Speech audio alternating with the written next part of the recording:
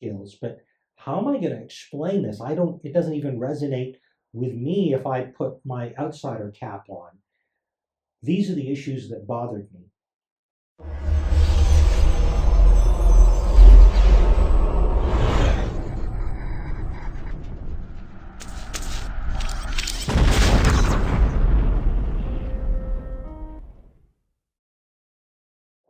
Hi, I'm Sohail Ahmed, also known on social media as Reason on Faith.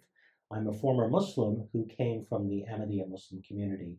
I used to be very religious, and of course now I've left religion.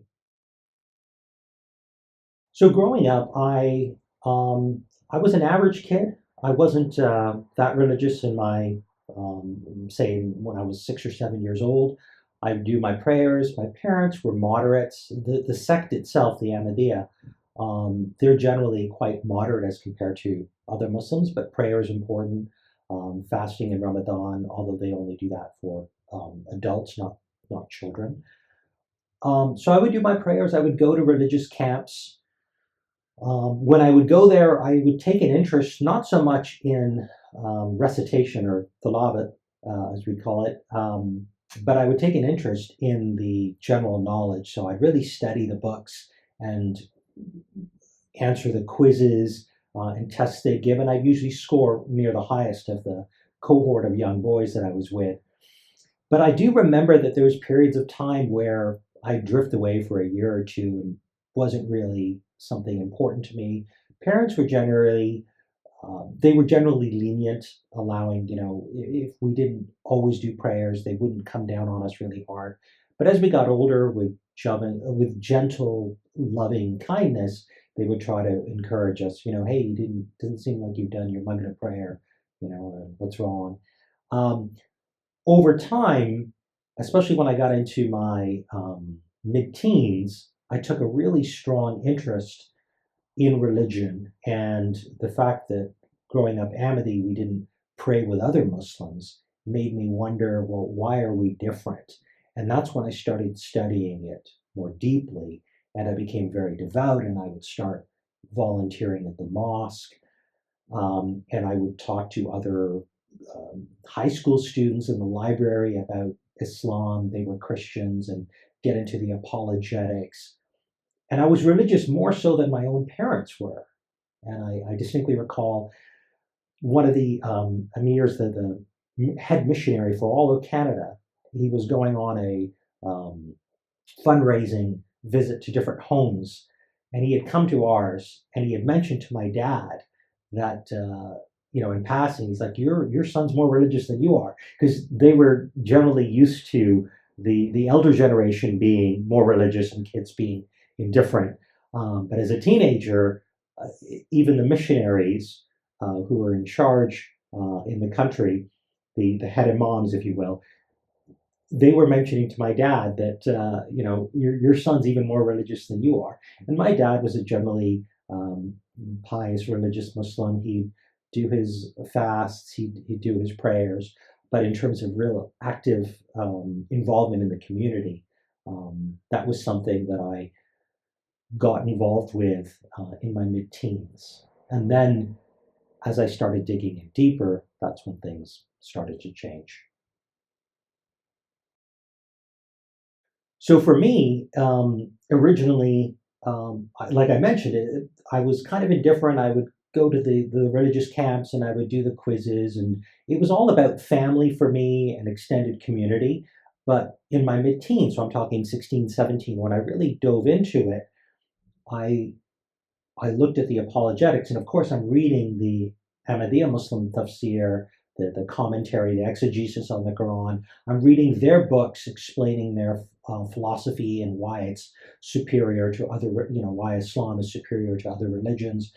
And in that, I really rationalized, I felt intellectually satisfied to the degree a teenager can rationalize these things. I thought, wow, this is pretty sophisticated. This makes a lot of sense. From high school, it wasn't an emotional basis. It was me looking into the material that made me really think that this was powerful. And as I did, I thought, if there's something really beautiful here, I should share that with other people. And it's interesting because I know a lot of other Muslims grow up with a fear of hellfire and they want to preach because they want to save their friends and loved ones from eternal hellfire. It's it's interesting because in Ahmadiyya Islam they tend to downplay that. That doesn't really come out a lot of, if you don't do this, you're going to burn in hell. So be a good Muslim. So there tend to be more of an emphasis on this is just a good way to live. It's more fulfilling. And so I would approach other religious people at school, other friends of mine that were Christian, and say, even though you feel like there's this real sense of contentment in Christianity, that doesn't preclude that there could be an even greater sense of contentment and rationale for something else. So I would try to use that approach. And my emotions came into it in that I wanted to share something I thought was beautiful, but the actual identification with the teachings, as I could understand them at the time, I thought it was really solid. Later on, I would realize, well, I had never really looked at things that were critical of those beliefs and of those narratives. But my understanding and my adherence to Islam, my passion for it, was based on the intellectual basis. And I think, as far as apologetics go, I think many a time Ahmadiyya Islam, again, this is a bias growing up in that community, but I felt many a time they had stronger apologetics. So instead of believing that Jesus, flew up into heaven only to be, coming back in bodily form 2,000 years later, that no, Jesus had died a natural death. When the Quran says that he was raised to Allah, it meant that he was exalted in status. And God doesn't break the laws of nature that he himself set into place. So it was philosophies like this that made me think that not only is Islam solid, but that Ahmadiyya Islam is even more refined and more rational. And so it was a deep appreciation, or what I thought were intellectual reasons for Islam. So as an Ahmadi Muslim, you're very acutely aware that you're not like other Muslims once you start interacting with kids at school. I think it's very similar to Shia Muslims who understand that we're different. If you're mainstream Sunni and you're 90% of, say, the Muslim Ummah, you generally aren't aware of these sort of differences. You grow up just thinking, hey, I'm Muslim. With Ahmadis, we had the awareness, and we were taught at the religious camps and Sunday school classes that we are different. We're a separate community. That Mirza Ghulam Ahmad was the Mahdi and Messiah who came in India as the fulfillment of prophecies in Islamic literature, and that our beliefs, we have some that are different in important ways. So, for example, Ahmadis don't believe in death for apostasy. They believe that generally God works in concert with the laws of nature that he set up, because if he has to contravene his own laws, then it seems like he wasn't a very good planner. So we're aware of some of these things, but it's also because we go to a separate mosque. Our functions are separate. Ahmadis are not allowed to pray behind other Muslims.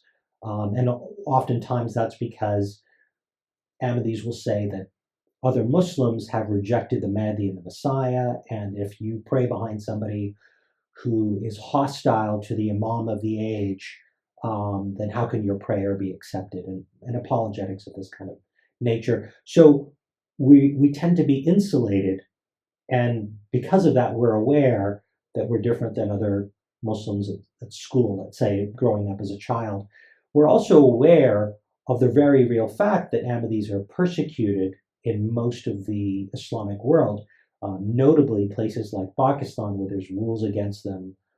To get a Pakistani passport, you have to say, I declare that this fellow Mirza Ghulam Ahmad is not a prophet, is not a Muslim, and so forth.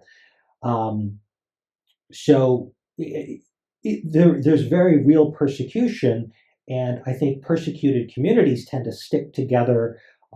It's taught that we are different, and there's a responsibility that comes with that. showing the world that there's nothing to fear, that we have good teachings. Um, so the founder of the Ahmadiyya Muslim community, Mirza Ghulam Ahmad, he was born a Sunni Muslim, and he lived in the Indian subcontinent. That's where he was born, in Gaudian, India. Um, that's where the movement was started, in the Punjab province of India. And he was a devout sage. Like, he used to study Islam. He even believed that Jesus was coming back physically, like most other Muslims. And slowly over time, he began to change his views. Now, Ahmadiyya believes that they claim he was born in 1835. There's some disputes about that. Some sources point to 1840. But basically, in the late 1800s, he started writing books. And other Muslims would actually rally around him and say, oh, this guy's a good defender of Islam, especially given the Christian onslaught of Christian Dawa, if you will, converting a lot of Muslims, and Muslims not being able to defend themselves with intellectual arguments. A lot of people rallied around him. And slowly his claims began to change. And he would say, in his defense, that God had advised him gradually of his actual stature. So in the beginning, he claimed to be the Mujaddid of the century. And generally every century, at least in Sunni Muslim tradition, there's an expectation that there's going to be somebody who is raised, and sometimes it's more than one person, who will revive Islam. And so he made that claim, and then over time, he claimed to be the Mahdi and the Messiah. And that confused a lot of Muslims, because while they could probably accept him as a Mahdi, the idea was that the Messiah was a separate figure who was basically Jesus Christ, kept alive in heaven for 2,000 years, to come down. And there's a lot of prophecies in the Hadith literature about him waging a bloody war and breaking the cross and killing pigs and things like this. So Mirza Ghulam Ahmad came and said, a lot of those things are metaphor. Breaking the cross is attacking Christianity and dismantling it intellectually and things of this nature. So there are some people who accepted that, and he started a movement, the Ahmadiyya movement in Islam. And there was a lot of, the vast majority didn't accept that. And he had a lot of prayer duels and challenges with people, and contested prophecies. He prophesied about the plague in India, and a lot of people felt like, well, some of those things came true, so his movement grew. One of his prophecies, something I've written about actually on my blog, the Piggott prophecy, is I think one of the clearest examples of a lot of doublespeak and unfalsifiability. But that's a story for another day. But he did succeed in building a movement, and then in 1908, after he passed, the community elected a Khalifa after him, who, Maulvi Nuruddin, who was the first Khalifa for about 6 years. And then after that, Mirza Ghulam Ahmad's son became the second Khalifa of the movement. He had many children. And since then, we're on the current Khalifa of the Ahmadiyya Muslim community. The fifth Khalifa of the movement is also a descendant of Mirza Ghulam Ahmad. And all of them have been actually from the second, third, fourth, and now currently the fifth. Even though their religious belief system would say it's not meant to be a hereditary or family sort of business or monarchy, it tends to have worked out that way. And I think people are starting to take notice that that's a little bit unusual or a little bit interesting, because they claim that the Khalifa is appointed by God and is voted by man, but God whispers into their hearts what that choice should be. So that's the movement in a nutshell. They're spread around most of the world, but most of it tends to be through immigration and from Pakistan into other countries. So in my zeal for spreading the faith, being a better muballigh, one who does tabligh, which is basically dawah, I thought, I'm not going to just look at the apologetics and the commentaries and the books from my community as one who believes it or accepts it. I will try to take an outsider approach. And I think in recent times, this has been popularized as the outsider test for faith. And that's a concept I think John Loftus popularized or coined. But a lot of us, of course, have been doing this for centuries, where we try to put ourselves outside of what we were born into. If I was one of my colleagues in high school, and I didn't just accept these things, and I used my own rationality, my own open-mindedness and fair judgment and drive for justice, how would I approach these things? What conclusion would I come to? And so I took that view and I thought, okay, this is going to be difficult because I'm not just going to take any apologetics as a given. I'm going to be critical. I'm going to say, if I was in somebody else's shoes, how would I look at this? And so when I approached the text that way, I thought, whoa, these apologetics, the Ahmadiyya commentary in the Quran on controversial verses, they're not sufficient. They don't add up. They're not satisfactory answers. And if I can see that, then me trying to preach that message, it's going to fall flat. And I realized in high school as well that if I truly believed in something, I think one of the skills that I had, or I recognized I had at the time, was that if I did believe something, I could convey it. So all I needed to do was truly internalize why something is just, why it's right, why it's correct, why it's true. And if I could internalize that, knowing that even if I was an outsider, I would come to that conclusion, then I could convey that message to the world. I really felt that, especially with people that I know and who know me, wouldn't be a problem. And so when I started digging into things, I found the answers were lacking. And I thought, okay, well, maybe some of these people who put these books together, they came from the Indian subcontinent. Maybe they had a different cultural mindset. Some of the explanations don't really fit a Western audience, a more secular-minded, egalitarian audience. And so I dove in and I started having conversations with imams in the community who had the religious knowledge. Remember, the Ahmadiyya community is a missionary community. They are trying to preach the message of the Messiah of the age. So you'll see them with placards on street corners. Sometimes they'll have campaigns to try to invite people. They'll have pamphlets dropped off at people's houses. It's a very, it's almost as much as Jehovah's Witnesses trying to get out there and send the message out. So I went and talked to these imams, and I wasn't getting satisfactory answers. And so the nice thing is that they would acknowledge, yeah, okay, maybe that apologetic doesn't work. And we'd brainstorm together as a team. We were trying to get the best answers. And I appreciated that honesty from them. And this, by the way, is detailed in an essay I have on my blog called The Things We Think. And in that process, one of the first issues that I came up with was simply the way women were looked at in the Quran. Remember, this is in the mid-1990s. So I had thought that the scientific miracle claims that started coming out of Saudi Arabia, which all Muslim sects started to adopt in the 70s and 80s and 90s, I thought those things were true. I don't speak Arabic, so I had to just take that as a given.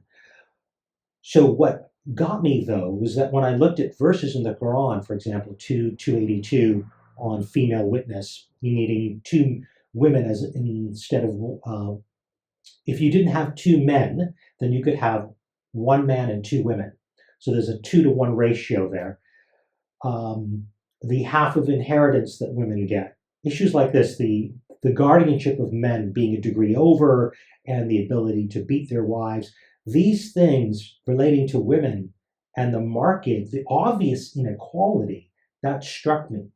And knowing that if I'm going to preach to a Western audience, yes, I've grown up here, I can speak, I've got the language skills, but how am I going to explain this? It doesn't even resonate with me, if I put my outsider cap on, these are the issues that bothered me. And I took these issues to learned imams in the community, and we would go back and forth, and they'd give me some theories privately, and then I would go look at some other literature and say, well, actually, that explanation won't fit because of this, this, and that. And then we'd meet again, and then they'd think, okay, yeah, you're right. Okay, well, maybe this verse really implies this other thing. And we'd go back and forth. And eventually I thought, this isn't really going anywhere. Maybe the oral conversational method isn't ideal. Maybe I need to pen this down and write my questions down so we can map out all the different contingencies and answers and rebuttals to rebuttals and so forth. So then I eventually embarked on writing my questions down in the form of a book.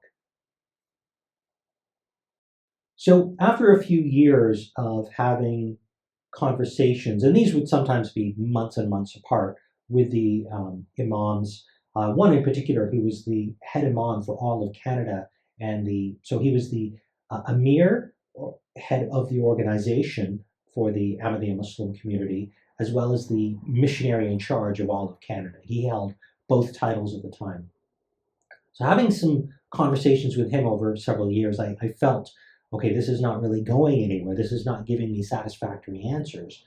Let me pen this, and I ended up putting the book together, and I thought, you know what?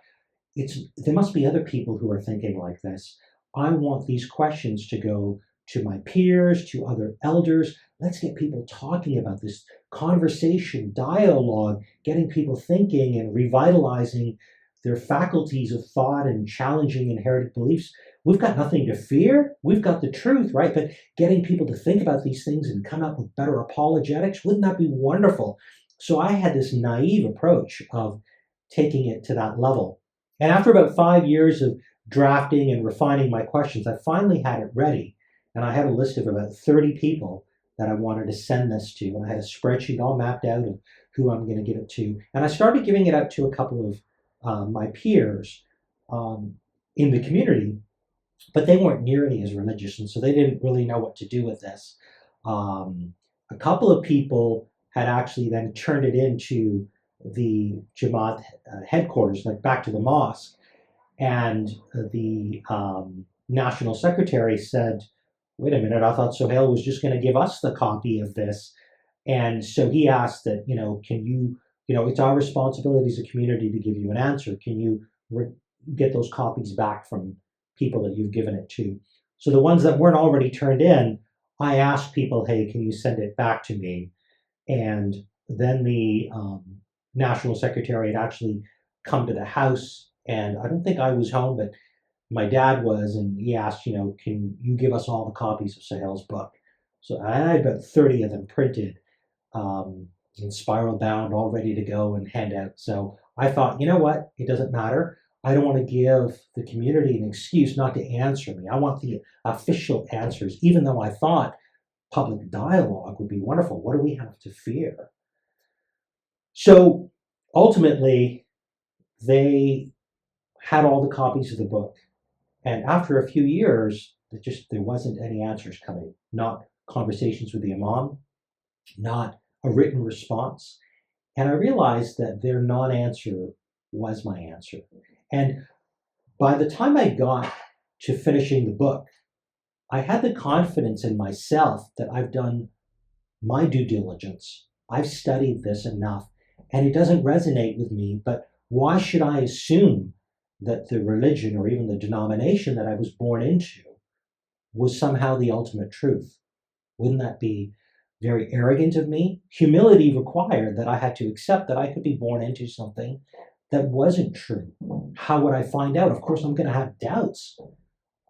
If I was born Christian and I had doubts about the Catholic Church, or I was Baptist and I had doubts, and let's say Islam was true, would we tell that Christian child, oh, those doubts are just things that you don't understand, and then they would just stay Christian? If we're going to apply that same logic and wisdom and guidance to a Christian child or a Muslim child, it has to be universal. So basically, whatever you're born into, whatever we're born into, we should think, well, if I was born into another religion and this was the truth, how would I get there? If people told me, oh, you don't understand this because you don't have the wisdom yet, or you need to talk to a scholar. Well, if Islam is true and a Christian child was given that same guidance in their religious system, they'd be bouncing around within Christianity all their life. They'd never escape. There must be a universal principle of escaping these things and considering that all of them or one of them is not true. And that is your own doubts. If you're not satisfied with the answer, that's good enough.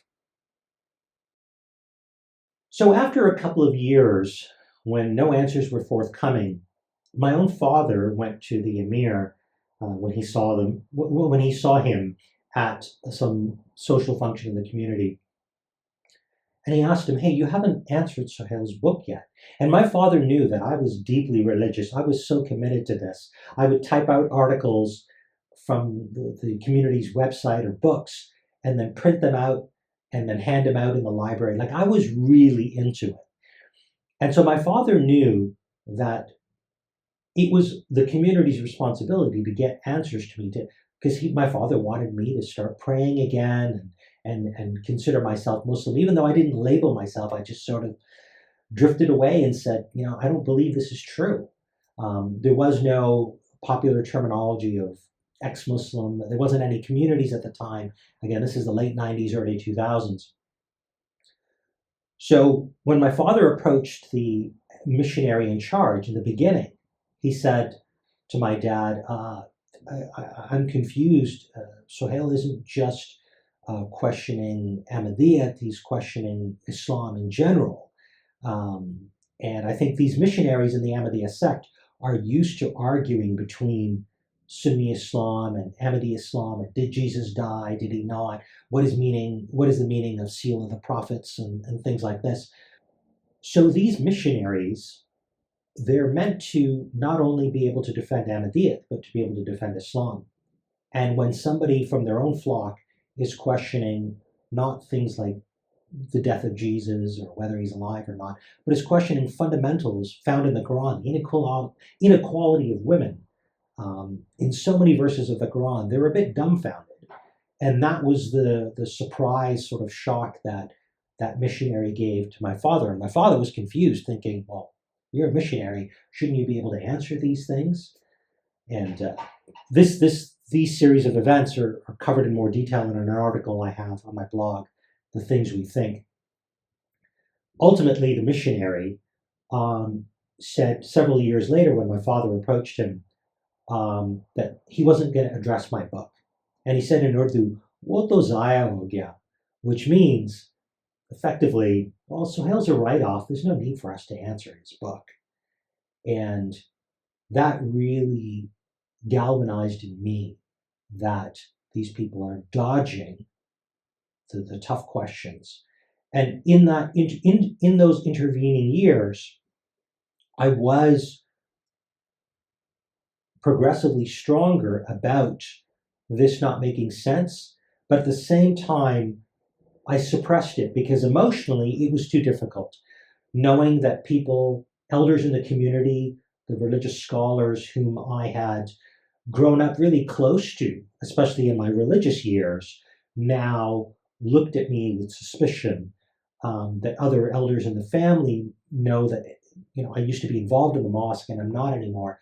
I felt out of place. I didn't know how to navigate that space. And again, this is before having ex-Muslim communities, which I think are so vital that we have those now.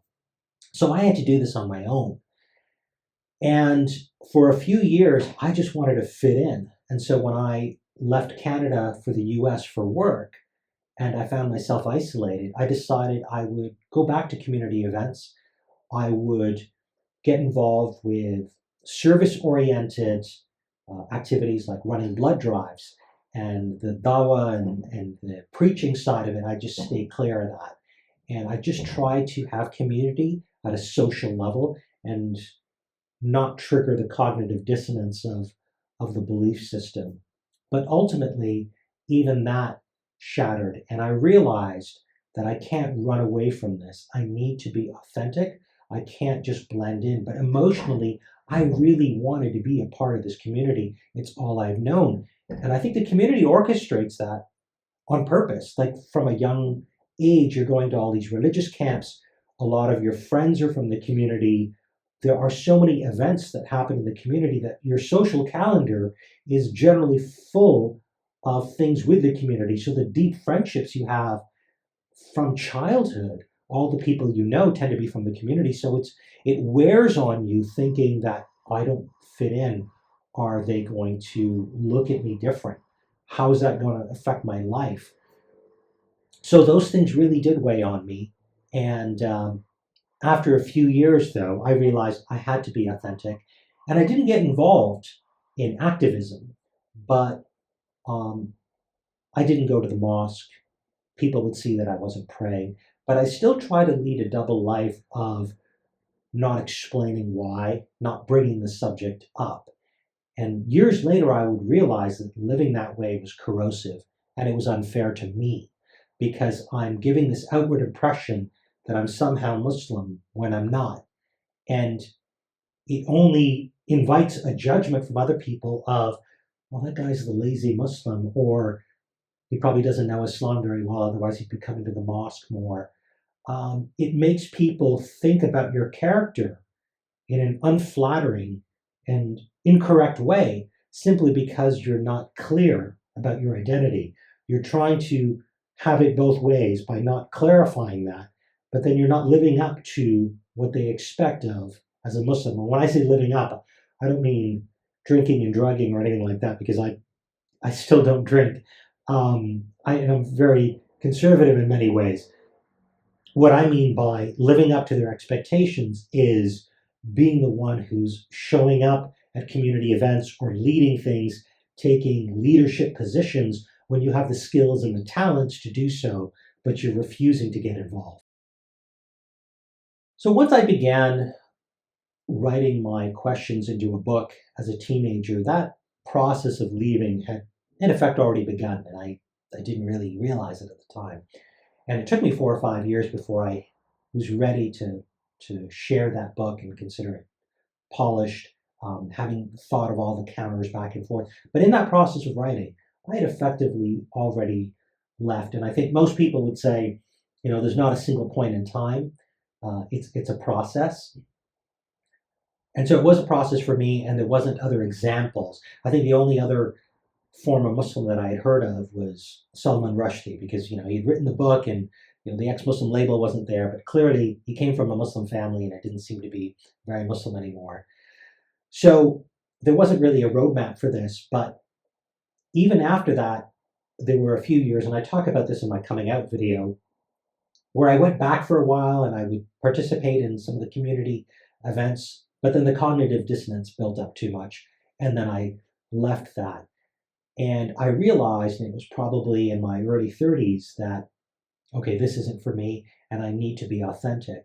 Even then, it was still difficult to speak authentically, but I thought, I'm not going to pretend. I'm not going to try to find a marriage inside the community and do a nagah and things like that. I'm just not going to go through that system.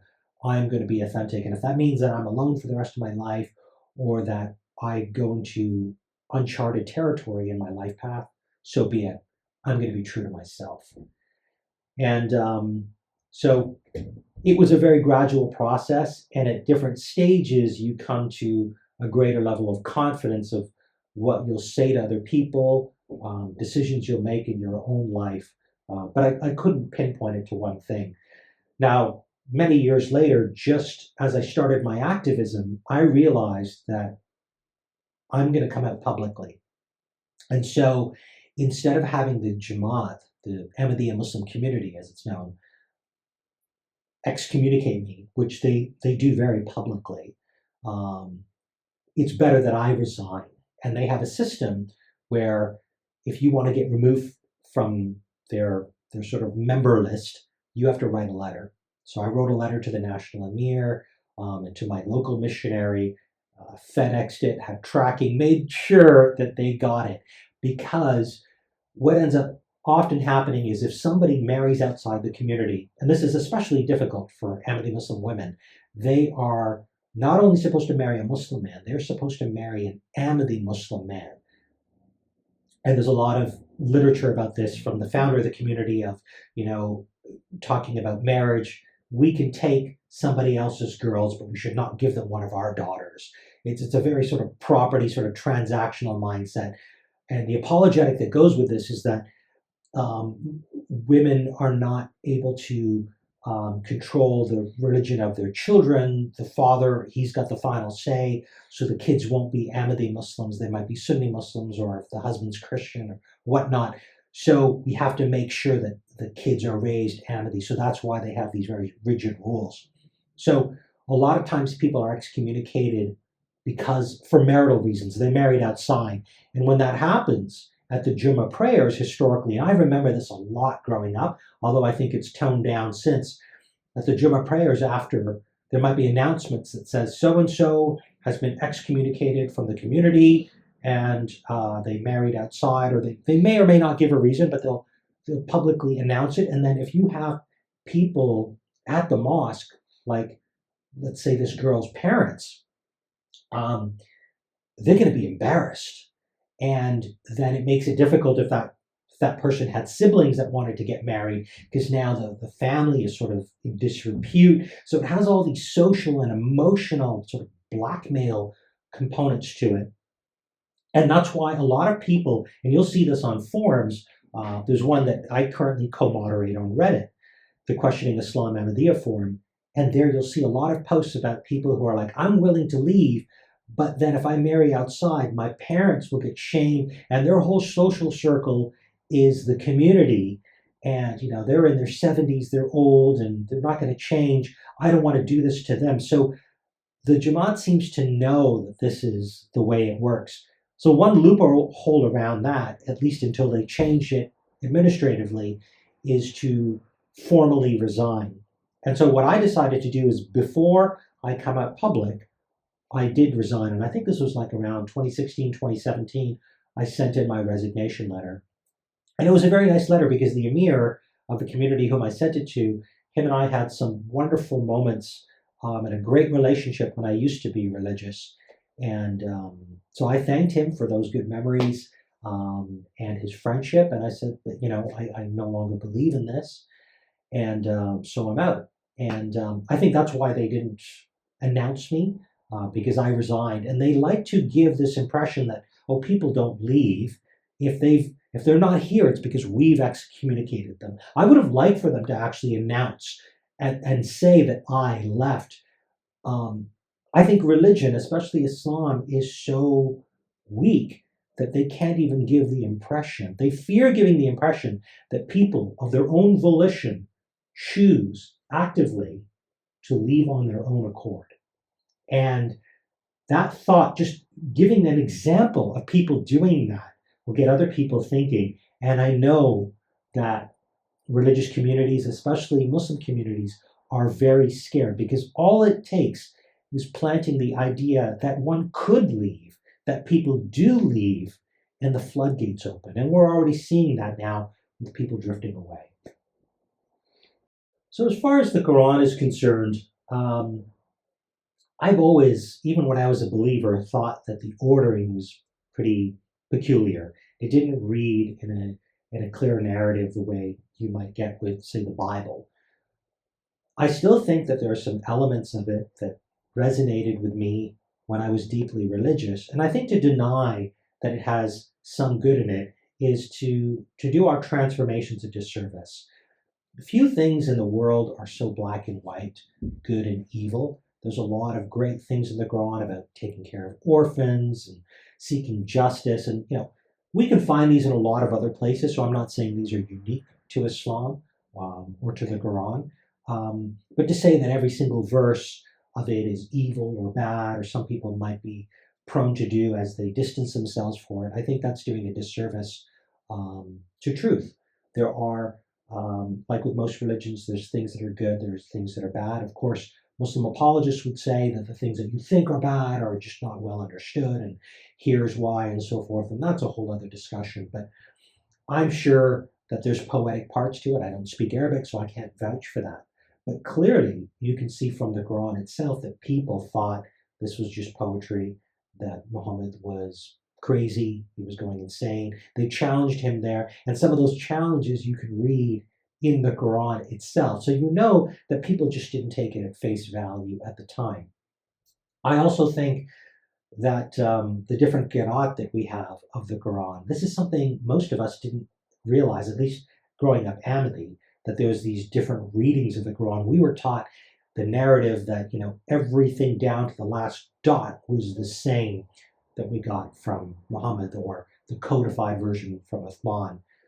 But it's peculiar. Why did he have to burn the stuff before? We don't even have the Uthmanic copies. These things didn't survive. Again, there's apologetics around that. I think it's a book of its time. When we see it talk about phenomena in the world, it lends itself to a 7th century understanding of the world, of a flat earth. And sure, you can go Arabic root mining and find the 14th meaning of a certain word and put it together and make it come up with some other meaning or connotation that you want to spin. But I think the book is dated. There'll be a lot of people who will say the 2-for-1 witness thing, male and female, or the inheritance. That's because in that time the man was in charge of providing for the family. Okay, well then today, if that's not the case, if most people are running 2 households, a 2-income household, then it doesn't really make sense to have these rules. How does that fare for the claim that the book is timeless? It doesn't really follow.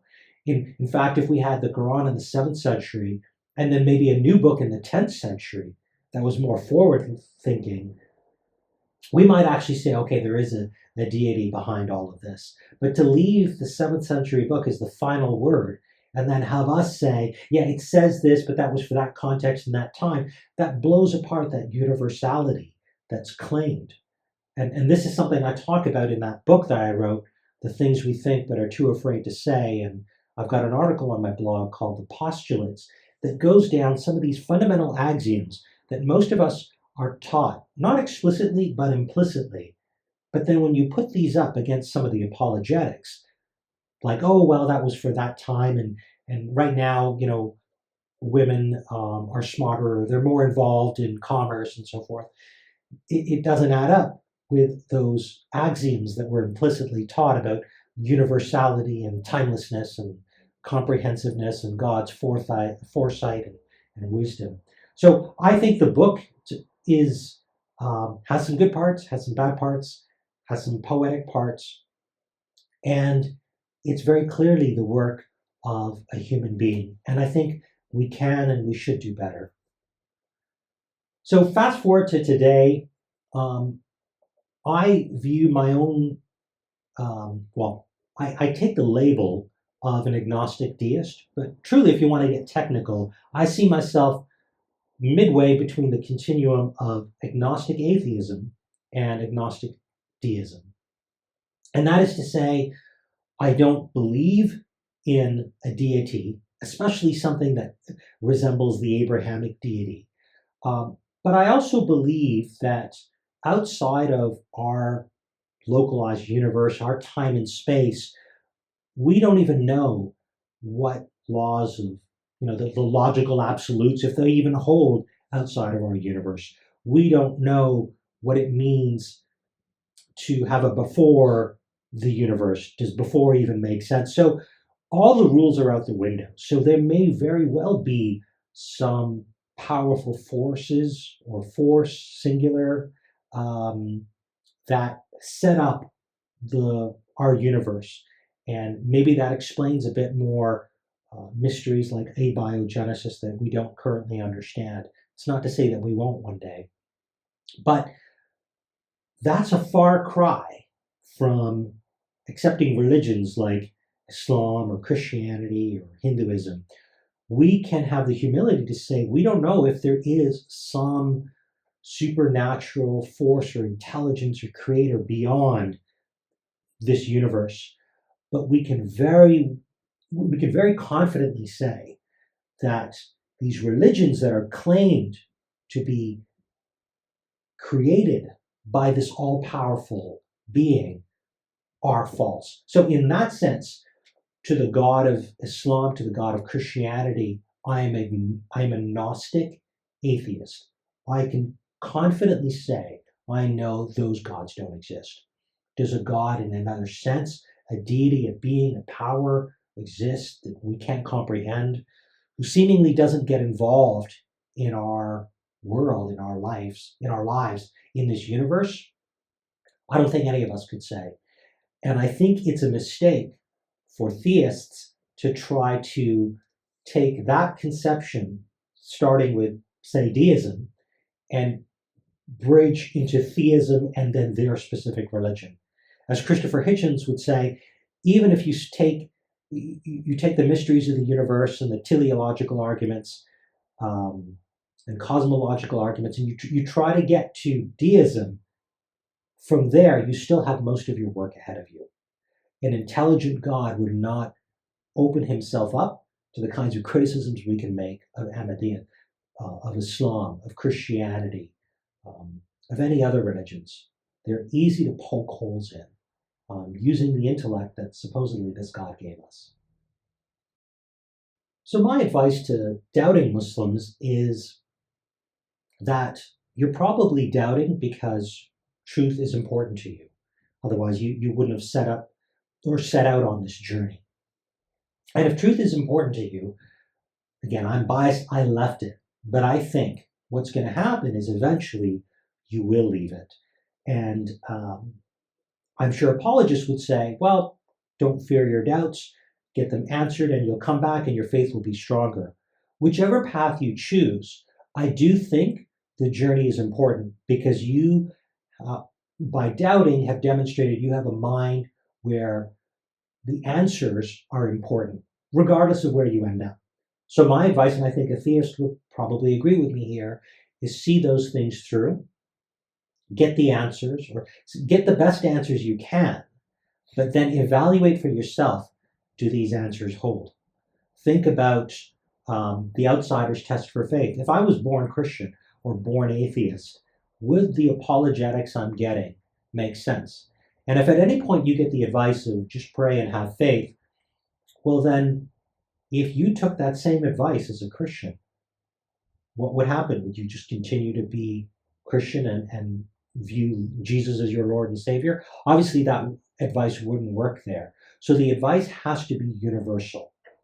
So I would say follow up, and if you get answers, but they're unsatisfactory answers, then have the confidence to say to yourself that these don't add up to me, and I'm not going to believe in something that doesn't make sense to me.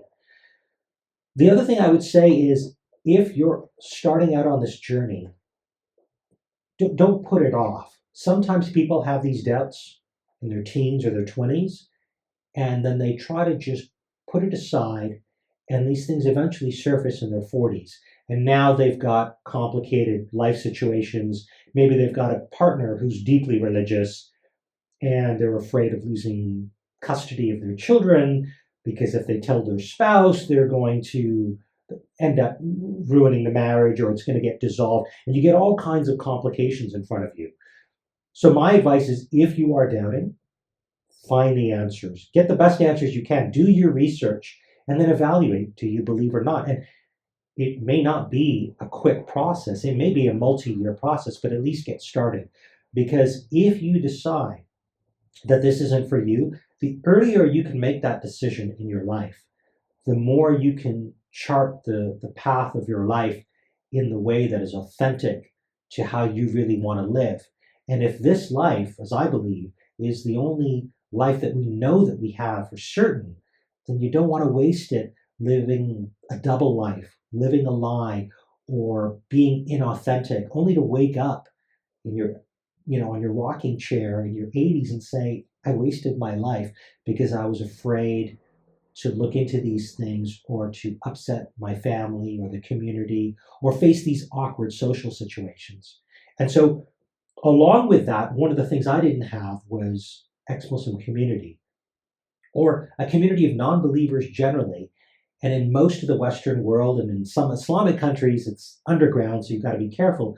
There are ex-Muslim communities. So my advice would be find those, find other people who you can relate to, and you will feel so much stronger in your heart. And you will feel at peace with making more confident, congruent decisions for your own life. And if you don't have an ex-Muslim community around you, find a humanist group or an atheist group, and you'll at least get some support there. And maybe you can even create a community, or there's a few people who are like you, and you can help form a community or make it stronger. And the final thing I'll say there is that when I joined EXMNA, that was a community, when they were running community projects, that was a community that gave me the strength to come out publicly because I felt like I wouldn't be alone and ostracized once I came out. And that's why, even though I haven't been doing a lot of public facing content in the last few years, one thing I've been consistent with is spending most of my time in this activism space on trying to nurture local communities and even global ones and national ones, because I think this is where our strength is.